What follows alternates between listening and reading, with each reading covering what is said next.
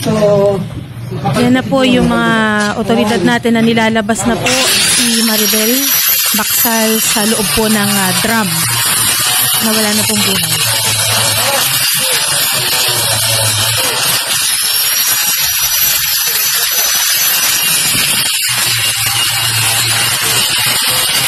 oh.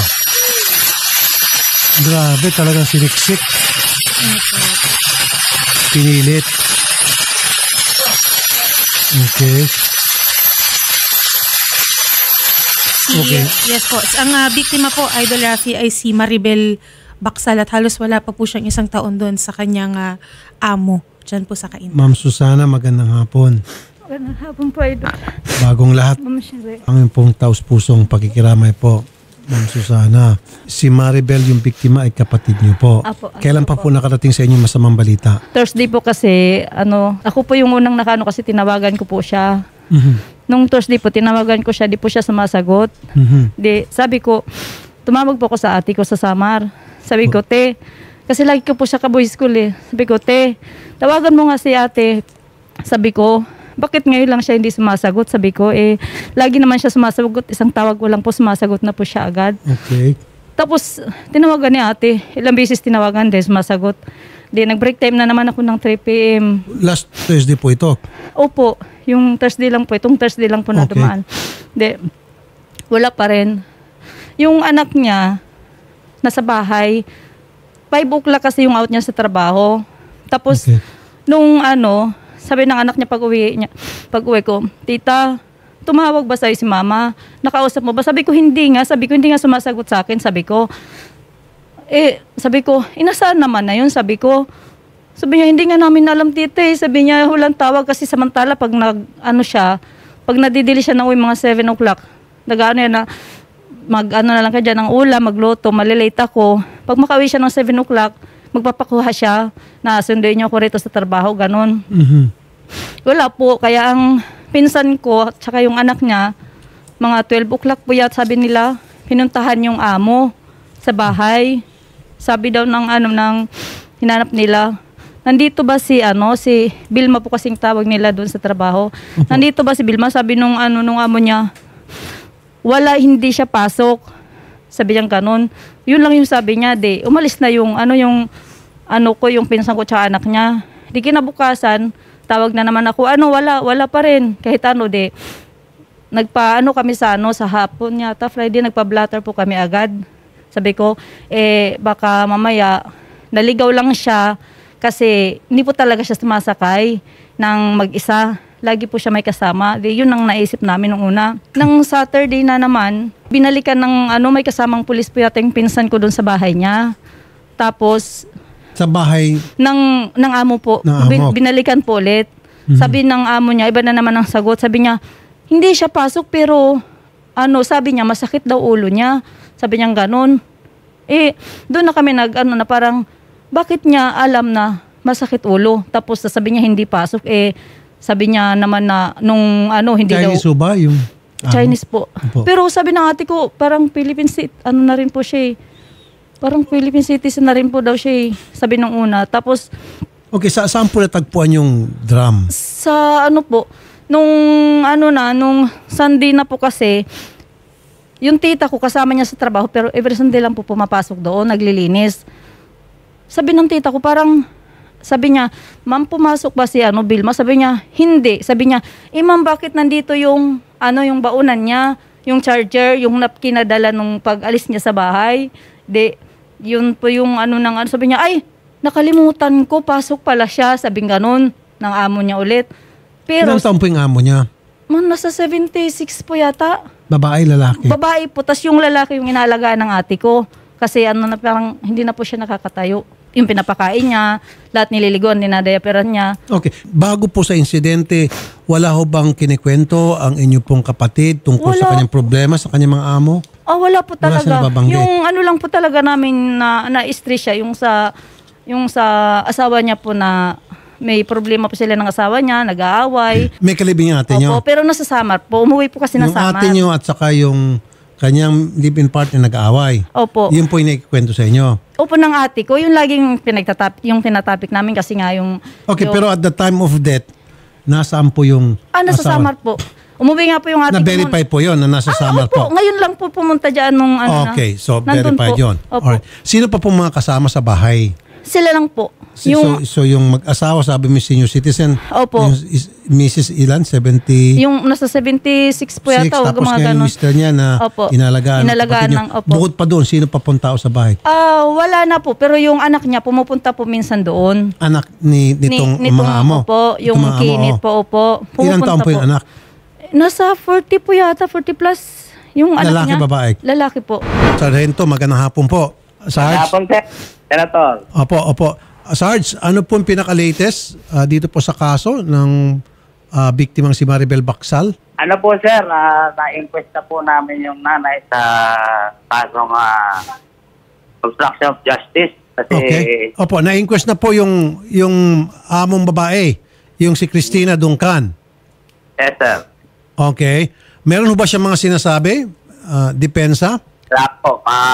Lagi pong may lawyer na kasama. Okay. Kasama rin daw po sa tinatawag na person of interest ay yung anak nilang si Kenneth. Opo, sir. Okay. Na-interview na po yung si Kenneth. Di pa po, nakalabas na po ng bansa. Hindi naman po alam kung nakalabas talaga yun eh. Paano niyo po nalaman na nakalabas na ng bansa, sir? At follow up po ang ating hepe sa immigration po. Okay. Kailan pa po lumabas ng bansa, sir? June 3 pa po. July 3. July 3. Kailan po nangyari sa yung Na-discovery po yun, July 3 din. July 3 na discovery, July 3 lumabas ng bansa. Saan bansa po pumunta, sir? Taiwan, sir. Taiwan. So, person of interest po yon ngayon. Yes, sir. Yes, sir. Kaya nga, kaduda-duda nga naman, Ma'am Susana, Kasi na yung tita ko po kasi yung naka-discover ng mga evidence na talagang nandun din po. Kasi yung chinilas po nung anak niya, nasa labas din daw po. Ng sabi doon ng po tita ko. sa drum na na-recover, Sarge, na yun po ba Yes, ay sir. opo, na process na po ng SOCO, especially sa fingerprints? Nasa ko na po yun. Opo. Meron ho bang na-lift na fingerprints doon po sa... Negative, sir. Wala po. Apa. Wala rin po na, na-recover po na dead murder weapon po, Sarge. May mga po, suspected na murder weapon po. Ano po, Sarge? May suspected na murder weapon po. Ano po yung suspected murder weapon po, sir? Yung niya, yung mga tama niya is hacking. Ano po? Hakod, mga Base po dun sa researcher po natin din, Idol Rafi, meron pong tama ito sa ulo, sa kamay, may butas po sa kamay, at meron po sa likod. po.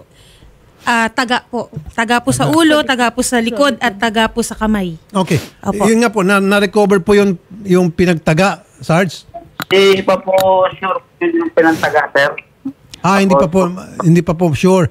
Pero wala po. Yung po mga suspected pa lang na murder weapon.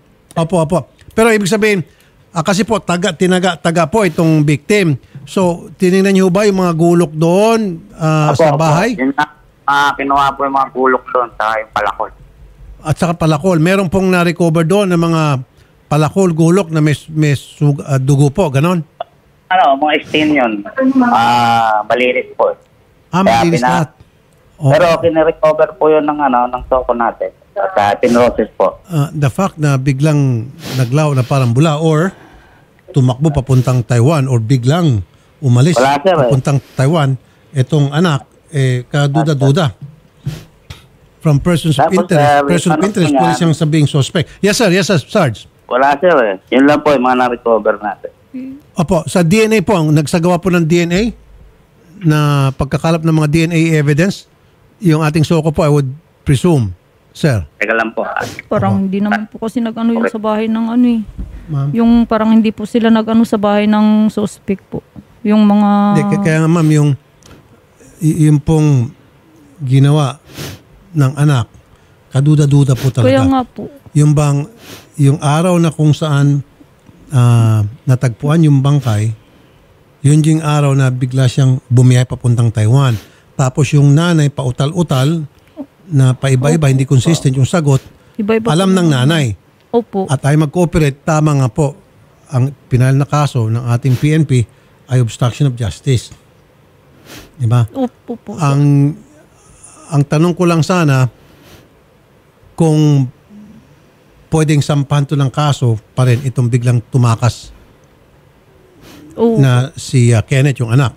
Yun nga po. Kasi ano po. Even though walang enough na evidence at yung pinaka-ebidensya lamang ay yung pagtakas, Opo. pagpunta ng Taiwan. Kasi yung mga ano ko po, yung family ko po talagang takot po, sir. Kasi parang may umiikot ba, parang may nag-ano sa kanila na may mga baril po.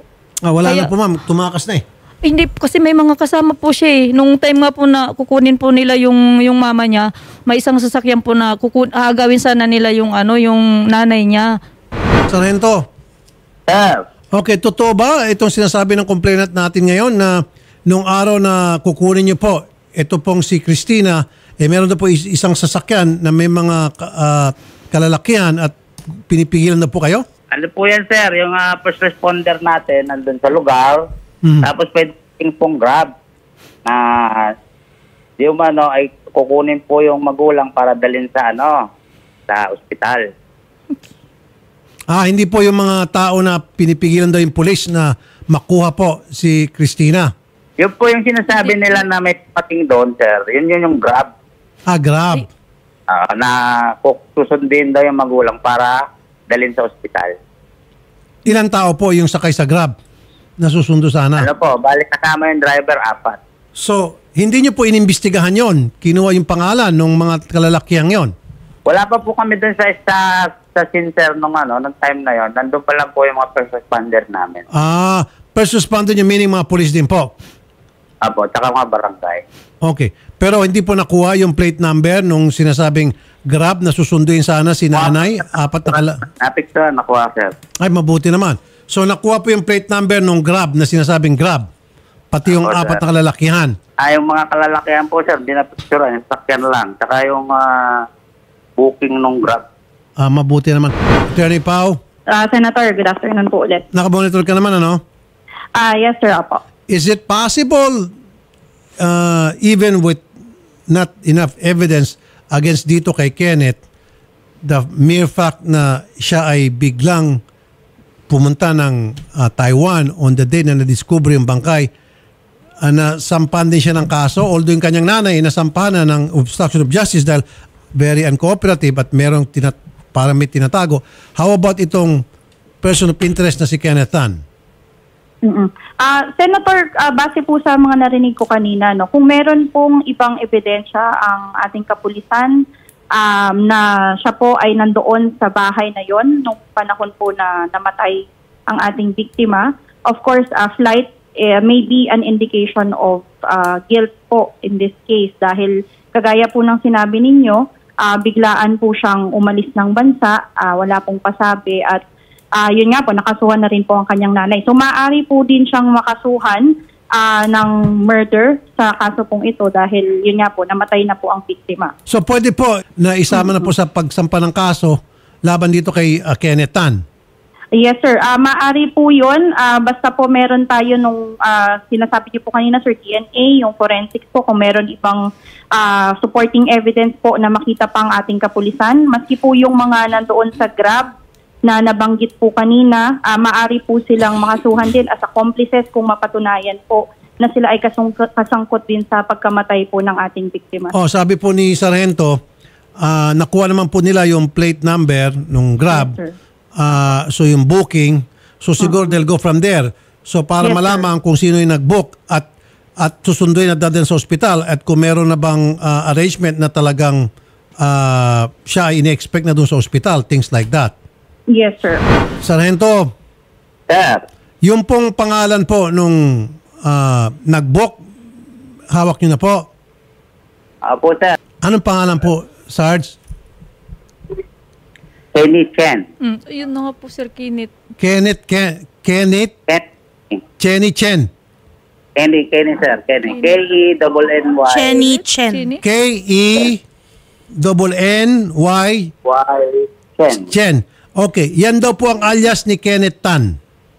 Apo. Bale, 3 po ang pangalan na, ay dalawa po ang alias niyang ginagamit.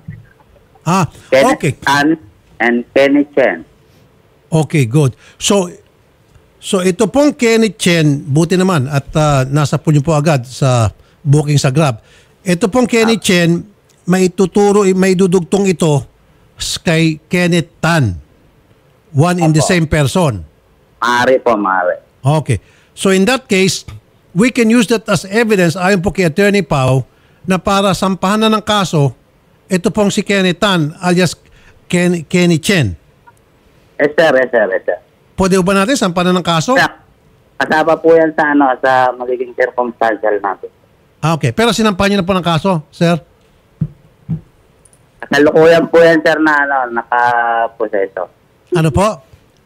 Nakaproseso po, sir. At kinukunan din namin po yung mga ibang witness pa ng Okay, good. So, balak yan po nagawa ko kanina pagtawag niyo. ito pong complainant namin dito, Sarge, natatakot din. At siyempre gusto niya makasuhan din yung talagang may kagagawan. Apo, ganun nga po, sir. At pinapalakas pa po natin yung ebidensya para naman po tumindig sa korte. Tama po yan. I agree with you. Ituloy po ang follow-up investigation and operation. Opo. Kasi nga po, kung ako tatanungin, 78 years old, sobrang sa katandaan na nito, hindi niya kaya mag-isa na lalo isisiksik yung bangkay sa isang drum. Yes. Hirap na kunin sa drum. Di ba? Kailangan gumamit pa ng tools para makuha yung bangkay sa loob. So, sabihin na natin kasama si Christina, pero si Christina isa mga suspect, pero may kasama siya. Ma'am Susana, narinig mo mismo kay Sargento, na kasama po sa kakasuhan din itong si Kenneth Tan. Yun talaga silang gusto namin. Okay. Yun na po. Kaya lang, nagkakala pa sila mga additional information para makahon talaga. Kasi po, may mga insidente na pagkulang po, Opo. hilaw yung pag-build up sa kaso, nadidismiss sa technicality. In this case, yung ginagawa po ng kapulisan natin, nagagather na more evidence para makahon ng husto. Itong si Kenneth Tan. Yung Yes, ma'am. cellphone po ng ate ko po, hawak niya po eh. Yung cellphone Sino po tsaka may yung bag. Yung kinit po yata kasi ginagamit niya po yung number ni ate ko eh. Ginagamit niya pag-tick sa mga family ko po.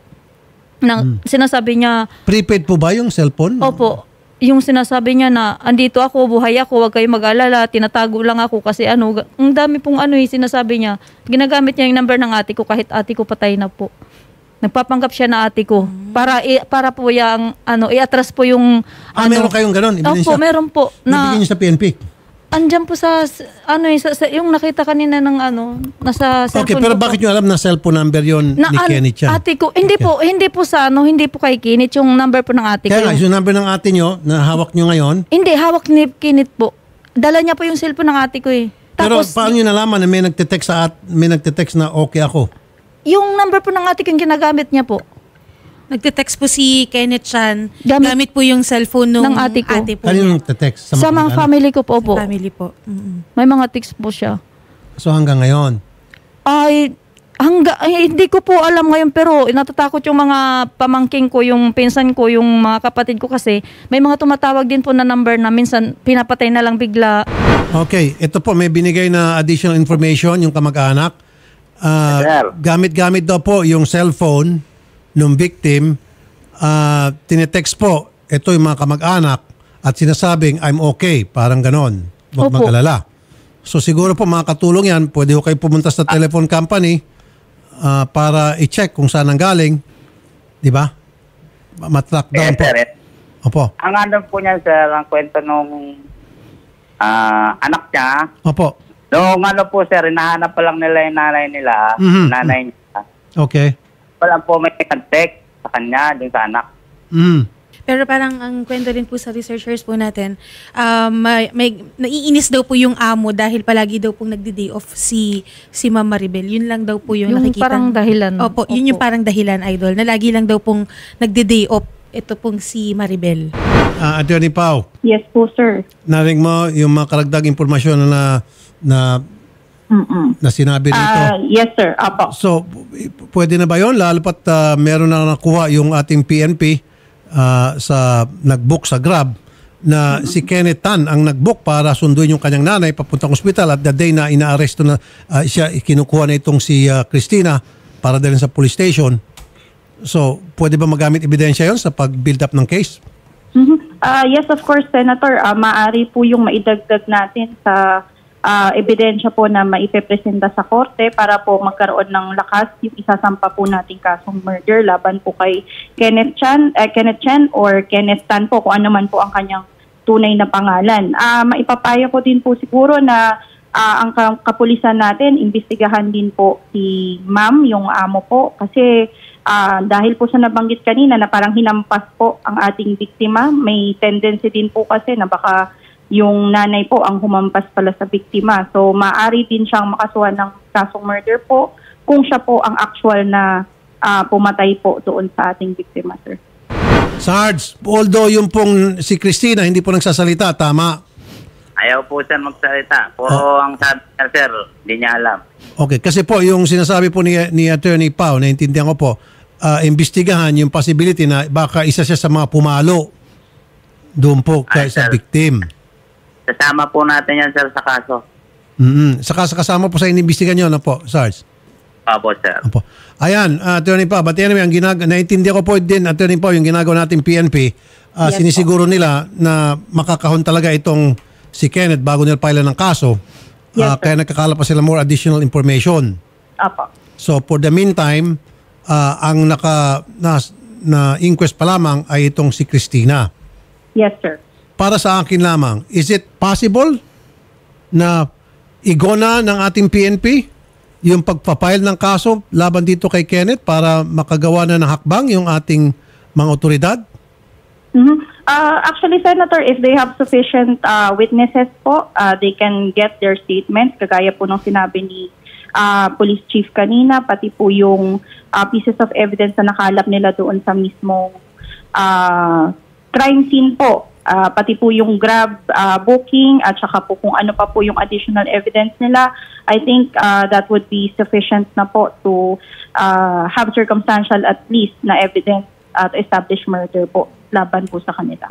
Sarge, Sir. so kailan po ninyo makukumpletong pag-iimbestiga laban dito kay Kenneth Tan para maisama na po siya sa pagpapile ng kaso? Puro, sir, next week. Okay, very good. Nakikinig po si ma'am. So okay na si ma'am. Salamat Sir, po. medyo napangiti po si Ma'am Susana. Doon po sa narinig sa inyo na next week. So by next week, Sarge, babalikan po namin kayo. By then, nakasampa na po ng kaso itong si Kenneth Tan, Sargento. Yes, sir. Okay. Narinig niyo po, ma'am? Opo, sir, yun lang po talagang ano namin kasi grabe pong ginawa talaga ng lalaking yun. Opo.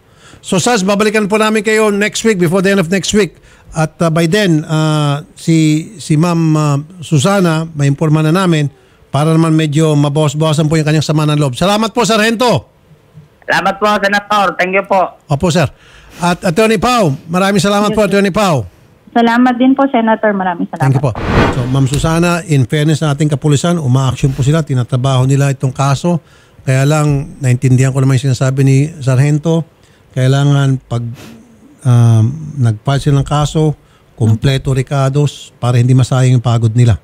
Di ba? Opo. Kasi mayroong mga pagkakataon na hilaw yung pag-build up ng case na technical po, insufficient evidence, bumabagsak. Ayaw natin mangyari yun. Yun po yung ano ko, sir, na sana po mapanalo po yung ano. Kaya nga po, kung gusto natin mapanalo, Opo. hayaan natin yung ating kapulisan na gumawa pa ng mas malalimang investigasyon. Kasi para sa akin, ito talagang pinaka-primary suspect itong si Kenneth Opo, Tan. yun po talaga yung Opo. ano namin. Opo. Maaari sigurong akseso na itong si Christina or maaaring kasama siya ng Opo, pokpok. yun lang po yung Pero ang ano. talaga madiin dito dapat itong Kenneth kasi yung pagtakbo lang niya ng Opo. Taiwan, kaduda-duda na po yun. Opo, yun po. Okay? Ba't siya umalis ng samantala yung nanay niya nasa kulungan tapos aalis po siya? Correct, Parang ma'am. ganun Agree po yung ako sa ano. inyo. Okay. Sige, ma'am. Next week po, babalikan po tayo ni Police Chief Master Sergeant Don Lareza. Pag binalikan niyo po kami, next week, babalikan namin kayo.